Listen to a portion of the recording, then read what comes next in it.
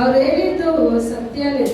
ನೀವು ಇನ್ನೊಂದು 3 ವರ್ಷದಲ್ಲಿ ಸತ್ತೋಗ್ತೀರಾ ಅಂತ ಹೇಳಿದ್ರು. ಅದು ನಿಜ. 3 ತಿಂಗಳಲ್ಲಿ ಸತ್ತೋಗ್ತೀರಾ ಅಂತ ಬಂತು. ನಿಜ. ಯಾಕೆ ಅಂದರೆ ಲೋಕಕ್ಕೆ ಸತ್ತು, ಲೋಕದ ಕಾರ್ಯಕ್ಕೆ ಸತ್ತು, ಜೀವವುಳ್ಳ ದೇವರನ್ನು ಆರಾಧಿಸುವ ಮಕ್ಕಳಾಗಿ ಜೀವ ಕೊಟ್ಬಿಟ್ರು. ಆಗ ಸೈತಾನನ ಕಾರ್ಯಗಳಿಗೆ ಏನಾಯ್ತು? ಅವಾಗ ನೀವು ಅವ್ರಿಗೆ ಧನ್ಯವಾದ ಹೇಳ್ಬೇಕು. ಕರೆಕ್ಟಾಗಿ ಹೇಳಿದ್ರಿ, ನಾನು ಲೋಕದ ಎಲ್ಲಾ ಕಾರ್ಯಕ್ಕೂ ಸತ್ತೆ, ಈಗ ಜೀವಂತವುಳ್ಳ ದೇವರಿಗೆ ಸಾಕ್ಷಿಯಾಗಿದ್ದೀನಿ ಅಂತ. Hallelujah, hallelujah. ನಾವು ನೋಡ್ತಾ ಇದ್ದೀವಿ ಮತ್ತಾಯ ಬರೆದ ಸುವಾರ್ತೆ ಒಂದೊಂದಾಗಿ ನೋಡಿದ್ವಿ. ಯಾವ್ಯಾವ ಕಾರ್ಯ ನೋಡಿದ್ವಿ ಅಂತ ನೀವೇ ಸ್ವಲ್ಪ ಬೇಗ ಬೇಗ ಬೇಗ ಹೇಳ್ಬೇಕು. ಮೊದಲನೇದಾಗಿ ಇದೇನು ಹೇಳಿದೆ ನಾನು? ಇದು ಬೆಟ್ಟದ ಪ್ರಸಂಗ ಅಂತ ಹೇಳಿದೆ. ಬೆಟ್ಟದ ಪ್ರಸಂಗ ದೇವರು ಮಾಡ್ತಾ ಇದ್ದಾರೆ. ಯೇಸು ಸ್ವಾಮಿ ಮಾತಾಡಿದ ಕಾರ್ಯಗಳಿದೆಲ್ಲ. ಮನುಷ್ಯನಲ್ಲ, ಯಾರು ಮಾತಾಡಿದ ಕಾರ್ಯಗಳು? ಯೇಸು ಸ್ವಾಮಿ ಮಾತಾಡಿದ ಕಾರ್ಯಗಳು. ಮೊದಲನೇದಾಗಿ ಹೇಳ್ತಾ ಇದೆ 6ನೇ ಅಧಿಕಾರದಲ್ಲಿ 1ನೇ ವಚನ ನಾವು ನೋಡಿದ್ವಿ. ನಮ್ಮ ಕಾಣಿಕೆ ನಾವು ಹೆಂಗ್ ಸಮರ್ಪಣೆ ಮಾಡಬೇಕು. 2ನೇದಾಗಿ ಹೇಳ್ತಾ ಇದೆ ನಾವು ಯಾವ ರೀತಿ ಪ್ರಾರ್ಥನೆ ಮಾಡಬೇಕು ಅಂತ. 3ನೇದಾಗಿ ಹೇಳ್ತಾ ಇದೆ ನಮ್ಮ ಉಪವಾಸ ಹೆಂಗಿರ್ಬೇಕು ಅಂತ.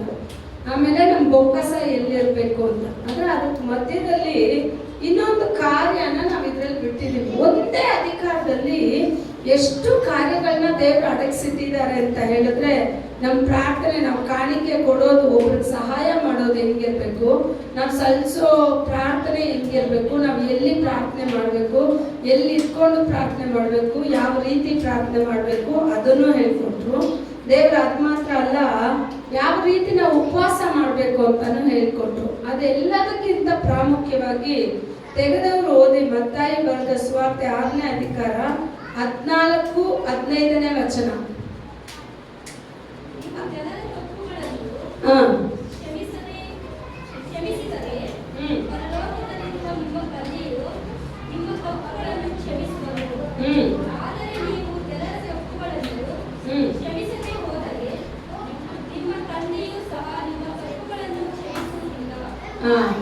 ಈಗ ಹೇಳ್ತಾರೆ ಮ್ಯಾಥ್ಯೂ 6th chapter 14-15 words. ஓகேவா? மேத்யூ 6th chapterல தான் பார்த்துட்டு இருக்கோம். எப்படி ஜெபிக்கணும், எப்படி காணிக்கை கொடுக்கணும், எப்படி தேவன்கிட்ட வந்துட்டு நம்ம ಉಪವಾಸಿக்கணும் ಎಲ್ಲத்தையும் சொல்லி கொடுக்கணும். ಅದೇ ರೀತಿ ಇದ್ರಲ್ಲಿ ನಾವು ನೋಡುವಾಗ ಈಗ ಇದೊಂದು 2 ವಚನದಲ್ಲೇ ಅಡಗಿದೆ. ತುಂಬಾ ಶ್ರೇಷ್ಠ. ಎಷ್ಟು ವಚನದಲ್ಲಿ ಅಡಗಿದೆ? 2 ವಚನದಲ್ಲಿ. ದೇವರು ಹೇಳ್ತಾರೆ, ನೀನು ಇನ್ನೊಬ್ಬರ ತಪ್ಪುಗಳನ್ನ ಕ್ಷಮಿಸಿದ್ರೆ ಪರಲೋಕ ತಂದೆ ನಿನ್ನ ತಪ್ಪುಗಳನ್ನ ಕ್ಷಮಿಸ್ತಾರೆ. ನೀನು ಕ್ಷಮಿಸಿಲ್ಲ ಅಂತ ಹೇಳಿದ್ರೆ ಪರಲೋಕ ತಂದೆ ನಿನಗೂ ಕ್ಷಮಿಸೋದಿಲ್ಲ. ಅವಾಗ ಕ್ಷಮಾಪಣೆ ಯಾವಾಗ ಬರುತ್ತೆ? ನಾವು ಯಾರ ಮೇಲೆ ಕೋಪ ಇಟ್ಕೊಂಡಿದ್ರು ಅದಾಗೋದಿಲ್ಲ. ನಾವು ಯಾರನ್ನ ಕ್ಷಮಿಸ್ಬೇಕು ಅವರನ್ನ ಖಂಡಿತ ನಾವೇನ್ ಮಾಡ್ಬೇಕು? ಕ್ಷಮಿಸ್ಬೇಕು. ಕೆಲವೊಂದ್ಸಾರಿ ನಾವೇನ್ ಮಾಡ್ತೀವಿ, ಕ್ಷಮಿಸೋ ಹೃದಯನೇ ಬರೋದಿಲ್ಲ. ಅವ್ರ ಮೇಲೆ ಎಷ್ಟು ಕೋಪ ಇರುತ್ತೆ ಅಂದ್ರೆ ಅವ್ರನ್ನ ಕಂಡ್ರೇನೆ ಮಾತಾಡ್ಸ್ಬಾರ್ದು ಅನ್ಸುತ್ತೆ. ಯಾಕಂದ್ರೆ ಏನ್ ಬರ್ತಾ ಇಲ್ಲ, ಕ್ಷಮಿಸೋ ಹೃದಯ ಬರ್ತಾ ಇಲ್ಲ. ಯೇಸು ಸ್ವಾಮಿ ತಮ್ಮ ಮಕ್ಕಳಿಗೆ ಮೊದಲು ಹೇಳ್ಕೊಟ್ಟ ಕಾರ್ಯನೇ ಏನು ಅಂತ ಹೇಳಿದ್ರೆ, ಕ್ರೈಸ್ತರಲ್ಲಿರುವ ಒಂದು ಒಳ್ಳೆ ಗುಣ ಯಾವುದು ಅಂದ್ರೆ ಕ್ಷಮಿಸೋ ಗುಣ. ಆ ಗುಣ ಪ್ರತಿಯೊಂದು ಮನುಷ್ಯರಲ್ಲಿ, ದೇವರ ಮಕ್ಕಳಲ್ಲಿ ಬರ್ಬೇಕು ಅನ್ನೋದೇ ದೇವ್ರ ಇಷ್ಟ. ನೀವೇ ಯೋಚನೆ ಮಾಡಿ, ಯೇಸು ಸ್ವಾಮಿನ ಶಿಲುಬೆಗೆ ಹಾಕಿದ್ದಾರೆ. ಶಿಲುಬೆನಲ್ಲಿದ್ದಾರೆ ಯೇಸು ಸ್ವಾಮಿ, ಕೆಳಗಡೆ ಇಲ್ಲ, ಕೂತಿಲ್ಲ, ನಮ್ ತರ ಇಲ್ಲ. ಶಿಲುಬೆನಲ್ಲಿ ತನ್ನ ಪ್ರಾಣ ಎಷ್ಟು ಶಿಲುಬೆಗೆ ಹಾಕಿ ಆತನನ್ನ ಎಷ್ಟು ನೋಯಿಸಿದ್ದಾರೆ. ಆದ್ರೆ ಯೇಸು ಸ್ವಾಮಿ ಆತನ ಕೆನ್ನೆಯಲ್ಲಿ ಹೊಡೆದವ್ರಿಗೂ, ಆತನನ್ನ ಹಿಂಸೆ ಪಡಿಸಿದವ್ರಿಗೂ ದೇವ್ರು ಹೇಳ್ತಾ ಇದ್ದಾರೆ, ದೇವ್ರ ಪರಲೋಕದಿಂದ ಎಲ್ಲ ನೋಡ್ತಾ ಇದ್ದಾರೆ. ಈಗ ಯೇಸು ಸ್ವಾಮಿ ಭೂಮಿನಲ್ಲಿ ಇಟ್ಕೊಂಡೆ ಪರಲೋಕದಲ್ಲಿ ಏನ್ ಕಾನ್ವರ್ಸೇಷನ್ ನಡೀತಾ ಇದೆ, ಪರಲೋಕ ಏನ್ ಮಾತಾಡ್ತಾ ಇದೆ ಅನ್ನೋದನ್ನ ತನ್ನ ಆತ್ಮದ ಕಣ್ಗಳಲ್ಲಿ ದೇವ್ರು ನೋಡ್ತಾ ಇದ್ದಾರೆ. ಈಗ ಪರಲೋಕದಿಂದ ಒಂದು ವಾಕ್ಯ ಹೊರಡುತ್ತೆ, ನನ್ನ ಕುಮಾರನನ್ನ ಎಷ್ಟಾಗಿ ಇವ್ರು ಹಿಂಸೆ ಪಡಿಸ್ತಾ ಇದ್ದಾರೆ, ಒಡೆದ ಕರಗಳನ್ನ ಹೊಡಿಬೇಕು ಅಂತ ಪರಲೋಕ ತಂದೆ ಹೇಳೋರಷ್ಟಿಗೆನೆ. ಯಾವಾಗ್ಲಾದ್ರೂ ನಾವು ಯೋಚನೆ ಮಾಡಿದ್ವಿ, ಒಬ್ಬೊಂದು ವ್ಯಕ್ತಿ ಬಂದ್ಬಿಟ್ಟು ನಮ್ಮ ಹತ್ರ ಕೋಪದಿಂದ ಮಾತಾಡಿದ್ರೆ, ಮಾತಾಡೋವಾಗ್ಲೇ ನಾವ್ ಹೇಳ್ತೀವಿ ಅವ್ನ ಕೋಪದಿಂದ ಏನೋ ಮಾತಾಡ್ಬಿಟ್ಟು ಅವನ್ನ ಏನ್ ಮಾಡ್ಬಿಡು, ಕ್ಷಮಿಸ್ಬಿಡು ಅಂತ ಹೇಳ್ತೀವಿ. ಆಗ ಇಲ್ಲೂ ಒಂದು ಕಾನ್ವರ್ಸೇಷನ್ ನಡೀತಾ ಇದೆ. ತಂದೆ ಹೇಳ್ತಾರೆ, ನನ್ನ ಮಗನ್ನ ಎಷ್ಟು ಹಿಂಸೆ ಪಡಿಸ್ತಾ ಇದ್ದಾರೆ, ಇವ್ರನ್ನ ಖಂಡಿತ ದಂಡಿಸ್ಬೇಕು ಅಂತ ಹೇಳೋವಾಗ್ಲೇನೆ ಯೇಸು ಸ್ವಾಮಿ ಹೇಳ್ತಾರೆ, ಇಲ್ಲ ತಂದೆ, ನೀನ್ ಅವ್ರನ್ನ ಕ್ಷಮಿಸ್ಬೇಕು. ಅವ್ರು ಮಾಡೋದು ಏನು ಅಂತ ಅವ್ರಿಗೆ ಗೊತ್ತಾಗ್ತಾ ಇಲ್ಲ, ಅವ್ರು ಏನ್ ಮಾಡ್ತಾ ಇದ್ದಾರೆ ಅಂತ ಅವ್ರಿಗೆ ಅರಿವೇ ಇಲ್ಲ, ನೀವು ಅವ್ರನ್ನ ಕ್ಷಮಿಸ್ಬೇಕು. ನೋಡಿ, ಶಿಲುಬೆ ಮೇಲೆ ಇರೋವಾಗ ತಂದೆ ಕ್ಷಮಿಸೋ ಗುಣ ಬರ್ಬೇಕು ಅಂತ ಹೇಳ್ಕೊಡ್ತಾರೆ ಅಂದ್ರೆ, ನಿಮಗ್ ಪಕ್ಕದಲ್ಲಿರೋರ್ನ, ಸಭೆನಲ್ಲಿರೋರ್ನ ಕ್ಷಮಿಸೋ ಗುಣ ಬರಲ್ಲ.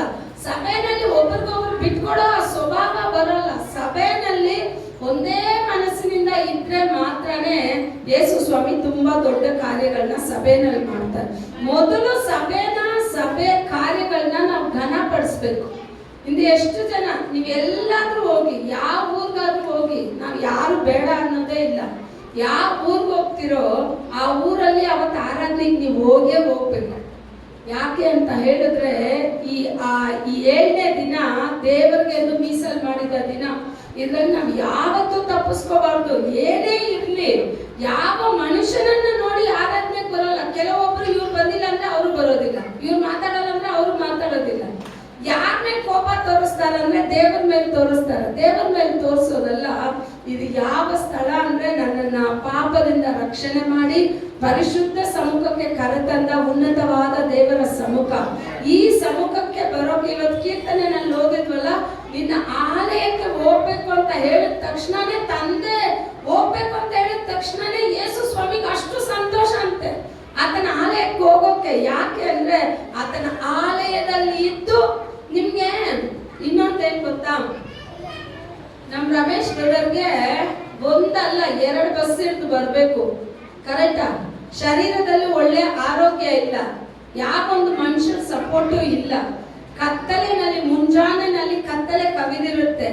ಆದ್ರೂ ಆ ಪ್ರಯಾಸ ಎಷ್ಟು ದೊಡ್ಡದು ನೋಡಿ, ನಾನು ದೇವರ ಆಲಯಕ್ಕೆ ಬರ್ಬೇಕು ಅನ್ನೋದು. ಇವತ್ತು ಎಲ್ಲಾ ವಸತಿಗಳು ಇದ್ರೂ ಆಲಯಕ್ಕೆ ಬರೋಕ್ ಮನ್ಸಿಲ್ಲ. ಎಲ್ಲಾ ಇದ್ರೂ ದೇವರ ಸಮ್ಮುಖಕ್ಕೆ ಬರೋಕ್ ಹೃದಯ ಇಲ್ಲ. ಆದ್ರೆ ದೇವರು ಯಾವ್ದನ್ನ ಘನಪಡಿಸ್ತಾರೆ ಅಂತ ಹೇಳಿದ್ರೆ, ನಿಮ್ಗೆ ಬರೋಕ್ಕಾಗದೆ ಇರೋ ಆ ಸ್ಥಿತಿನ ನೀವು ನನ್ನ ತಂದೆ ಮನೆಗೆ ಹೋಗ್ಬೇಕು ಅಂತ ನೀವು ಬರೋದಾದ್ರೆ, ನಿಮ್ಮನ್ನ ಖಂಡಿತ ದೇವರ ಆಶೀರ್ವಾದ ಮಾಡೇ ಮಾಡ್ತಾರೆ. ಬರೋ ಸ್ಥಿತಿ ಇಲ್ಲ, ಬರೋ ಪರಿಸ್ಥಿತಿ ಇಲ್ಲ. ಆದ್ರೂ ಯೋಚನೆ ಮಾಡಿ, 1 ಬಸ್ ಅಲ್ಲ 2 ಬಸ್ ಇಟ್ಕೊಂಡು ಬರ್ಬೇಕು. ಅವ್ರು ಹೆಂಗ್ ಬಸ್ ಬದಲಾಯಿಸ್ತಾರೆ, ಹೆಂಗ್ ಹತ್ಕೊಂಡು ಬರ್ತಾರೆ. ವೆಂಕಪ್ಪ ಆಗ್ಲಿ ಅವ್ರಾಗ್ಲಿ ಇಬ್ರು ಪೀಣ್ಯದಿಂದ ಬರ್ಬೇಕು. ಪೀಣ್ಯದಿಂದ ಅಷ್ಟು ದೂರದಿಂದ ಕರೆಕ್ಟ್ ಆಗಿ ಬರ್ತಾರೆ. ಸಭೆ ಪಕ್ಕದಲ್ಲಿ 10 ಅಡಿ ದೂರದಲ್ಲಿರೋಗೆ ಏನಿಲ್ಲ. ಟ್ರೈನು 10 ಗಂಟೆ ಟ್ರೈನ್. ನಿಮ್ಗೆ ಊರ್ಗ್ ಹೋಗೋಕೆ ಎಷ್ಟು ಗಂಟೆ ಟ್ರೈನು? 10:30 ಹೋಗ್ತೀರಾ ಸ್ಟೇಷನ್ಗೆ? ಎಷ್ಟೊತ್ತಿಗೆ ಹೋಗ್ತೀರಾ? 10 ಗಂಟೆ ಟ್ರೈನ್ಗೆ 9:30 9 ಗಂಟೆಗೆ ಹೋಗಿರ್ತೀರಾ. ಯಾಕೆ? ಟ್ರೈನು ಮಿಸ್ ಆಗುತ್ತೆ. ಈ ಮೈಸೂರು ಟ್ರೈನ್ ಮಿಸ್ ಆದ್ರೆ ಇನ್ನೊಂದು ಮೈಸೂರು ಟ್ರೈನ್ ಬರುತ್ತೆ. ಪರಲೋಕ ಟ್ರೈನ್ ಮಿಸ್ ಆಯ್ತು ಅಂದ್ರೆ ಮತ್ತೆ ಸಿಗೋದಿಲ್ಲ. ಈ ಪರಲೋಕಕ್ಕೆ ನಮ್ಮನ್ನ ಒಯ್ಯೋ ಸ್ಥಳವೇ ದೇವರ ಆಲಯ. ಅದಕ್ಕೆ ಈ ಆಲಯಕ್ಕೆ ಇಷ್ಟೊಂದು ಘನತೆನ ಕೊಡಿ ಅಂತೀವಿ. ಆಲಯಕ್ಕೆ ಇಷ್ಟೊಂದು ಗೌರವನ ಕೊಡಿ. ಯಾಕೆ ಅಂದ್ರೆ, ಇದು ಯೇಸು ಸ್ವಾಮಿ ತನ್ನ ಸ್ವಂತ ರಕ್ತದಿಂದ ಸಂಪಾದನೆ ಮಾಡಿದ ಸ್ಥಳ. ಈ ಸ್ಥಳದಲ್ಲಿ ಬಿಡುಗಡೆ ಇದೆ, ಈ ಸ್ಥಳದಲ್ಲಿ ಆಶೀರ್ವಾದ ಇದೆ, ಈ ಸ್ಥಳದಲ್ಲಿ ಎಲ್ಲ ಆಶೀರ್ವಾದಗಳು ಅಡಗಿದೆ. ಯಾಕೆ ಅಂದ್ರೆ, ಇದು ಯೇಸು ಸ್ವಾಮಿ ತನ್ನ ಸ್ವಂತ ರಕ್ತದಿಂದ ಸಂಪಾದನೆ ಮಾಡಿದ ಸ್ಥಳ. ಈಗ ಏನ್ ಹೇಳ್ತಾ ಇದೆ ವಚನ? ಹೇಳ್ತಾ ಇದೆ, ನೀನ್ ನಿನ್ನ ಸಹೋದರನ ತಪ್ಪನ್ನ ಕ್ಷಮಿಸಿದ್ರೆ ಪರಲೋಕ ತಂದೆ ನಿನಗೆ ಕ್ಷಮಿಸ್ತಾನೆ. ಇಲ್ಲ ಅಂದ್ರೆ ನಿನ್ಗೇನ್ ಮಾಡಲ್ಲ, ಕ್ಷಮಿಸೋದು. ನೀವೆಲ್ಲ ಮನೆಗೆ ಹೋದ್ಮೇಲೆ ಇದೇ ಮತ್ತಾಯ ಪುಸ್ತಕ ಬರ್ತಿಟ್ಕೊಳ್ಳಿ. ಮತ್ತಾಯ ಪುಸ್ತಕ 18ನೇ ಅಧಿಕಾರ. ಎಷ್ಟನೇ ಅಧಿಕಾರ? ಮತ್ತಾಯ ಪುಸ್ತಕ, ಮ್ಯಾಥ್ಯೂ 18th ಚಾಪ್ಟರ್. ಅಲ್ಲಿ 18ನೇ ಅಧಿಕಾರದಲ್ಲಿ ಒಂದು ಸುಂದರವಾದ ಒಂದು ಏನ್ ಹೇಳೋದು, ಸಾಮ್ಯ, ಪ್ಯಾರಬಲ್ಸ್. ಅದು ಒಂದು ತುಂಬಾ ಸುಂದರವಾದದ್ದು ಒಂದು ಕೊಟ್ಟಿದ್ದಾರೆ. ಇಲ್ಲಿ ಏನಂತ ನೋಡಿದ್ರೆ, ಒಂದು ರಾಜ ಏನ್ ಮಾಡ್ತಾನೆ, ತನ್ನಲ್ಲಿ ಸಾಲ ಪಡೆದವ್ರನ್ನೆಲ್ಲ ಲೆಕ್ಕ ನೋಡ್ಬೇಕು ಅಂತ ತೆಗಿತಾನೆ. ಆಗ ವ್ಯಕ್ತಿ ಸಾಲನ ಯಾರೆಲ್ಲ ಕೊಡ್ಬೇಕು ಅಂತ ನೋಡುವಾಗ ಒಂದು ವ್ಯಕ್ತಿ, ನೀವು ಮತ್ತಾಯ ಎತ್ತದವ್ರು ಓದಿ 21ನೇ ವಚನ, 21 ಮತ್ತಾಯ 18:21.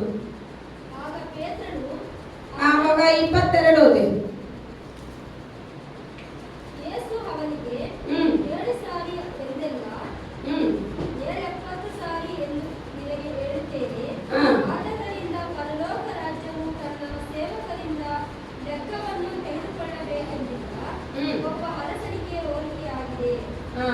ಅವನು ಲೆಕ್ಕ ತೆಗೆದುಕೊಳ್ಳುವುದಕ್ಕೆ ಪ್ರಾರಂಭ ಮಾಡಿದಾಗ ಕೋಟ್ಯಾಂತರ ಸಾಲ ಮಾಡಿದವರೊಬ್ಬರನ್ನು ಅವನ ಬಳಿಗೆ ತಂದರು.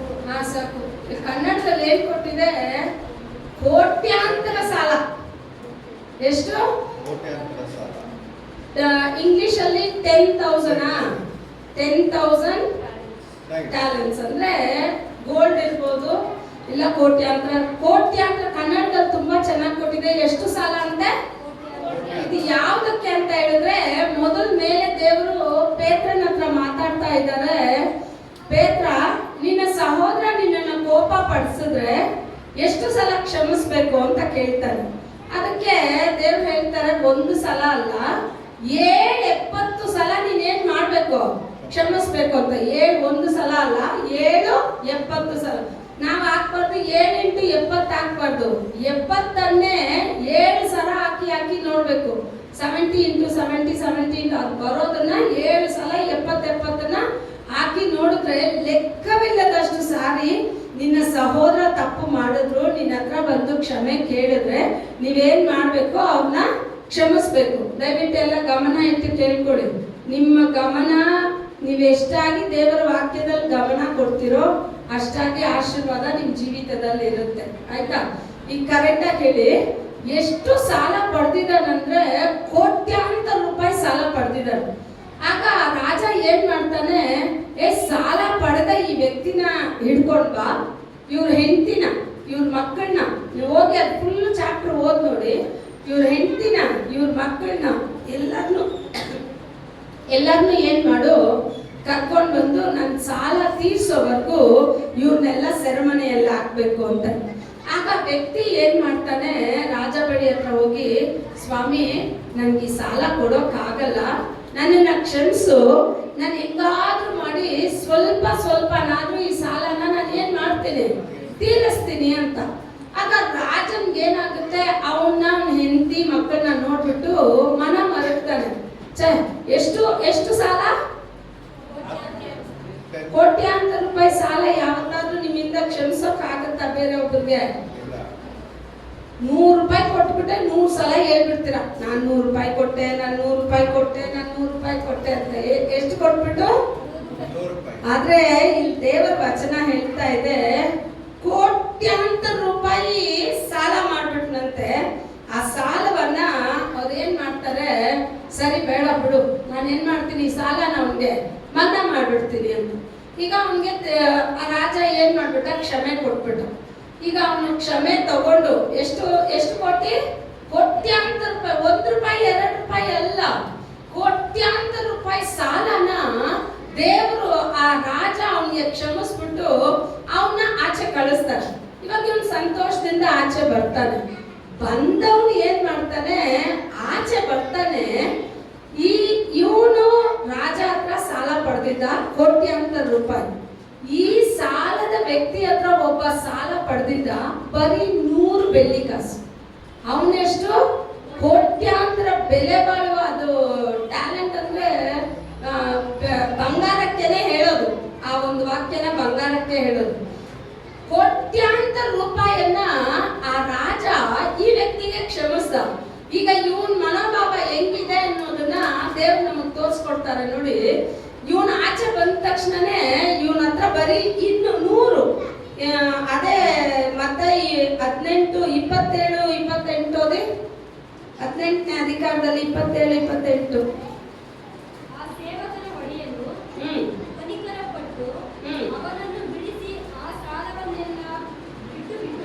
ಆ ಸಾಲವನ್ನೆಲ್ಲ ಏನ್ ಮಾಡ್ಬಿಟ್ಟ ಯಜಮಾನ?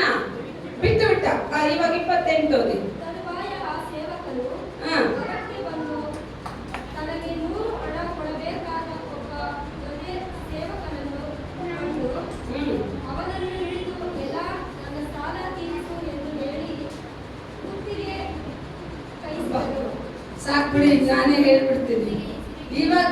ಇವಾಗ ನೋಡಿ ಓದ್ತೀರಾ ಓದಿ.